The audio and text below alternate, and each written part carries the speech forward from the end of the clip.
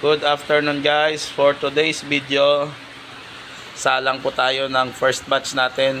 Ito lang muna kasi hindi pa na itlog yung ibang mga brood hens.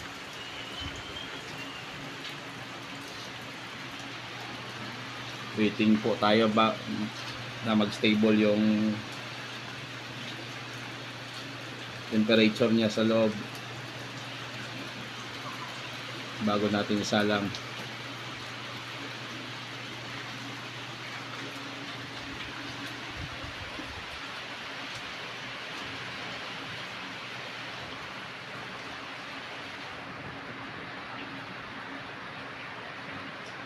Stanley naghihintay na lumabas yung itlog sa puwet ng mga manok.